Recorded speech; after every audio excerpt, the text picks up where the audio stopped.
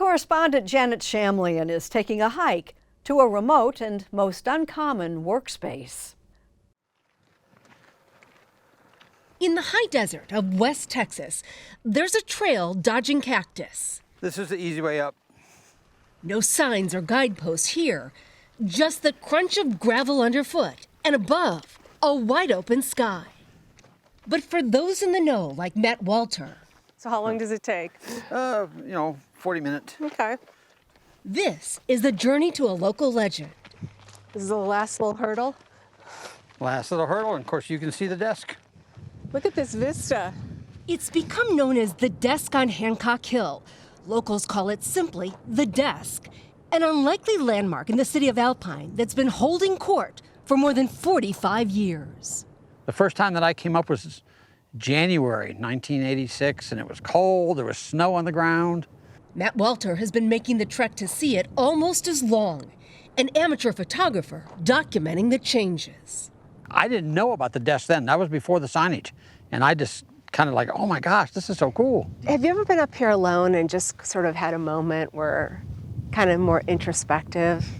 I've had a couple of moments like that where you just reflect on the views, the distance, looking out onto this vastness and wondering about the amazement of Mother Nature.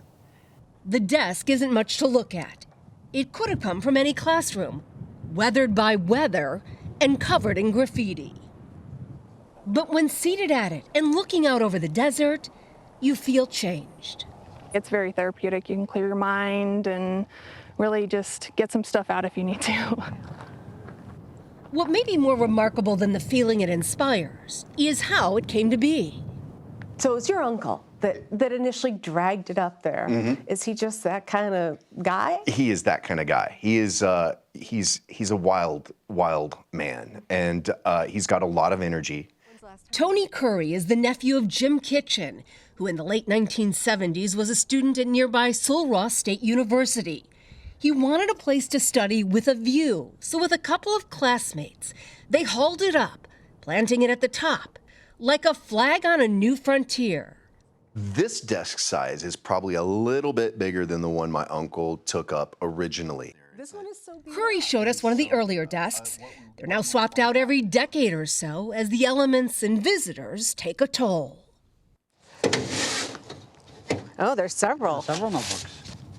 Kitchen left more than the desk up here, a notebook and pen, because with vast views come big thoughts. Have you ever written in the book? Absolutely. Many, many times. Really? Yes. It's kind of like a meditative place, where you go and you can just think about things and kind of sort out your problems. Dozens of filled notebooks dating back decades are cataloged at the library and meticulously preserved by the school's archivist. How many years have you been going up and rotating out the notebooks? At least 30. You might call Paula Kitchen Curry, Jim's sister, the unofficial archivist. I copied them one time and sent them to my brother, just so he could see what has happened. What she comes back with is something akin to a confession booth wrapped in a time capsule. The entries, often heartbreaking. It does get better. Change can be good. The world is bigger than you think it is. What do you think when you read some of this? Sometimes it breaks my heart. Sometimes it makes me laugh. Sometimes it makes me want to be a better writer. What do you think the notebooks and the solitude provide to people? There are times when you find yourself looking for a way to get something out of your head. And going up to the desk gives you time to think about it. And then the notebook gives you a place to put it down. And then the journey back down gives you a place to kind of leave it behind.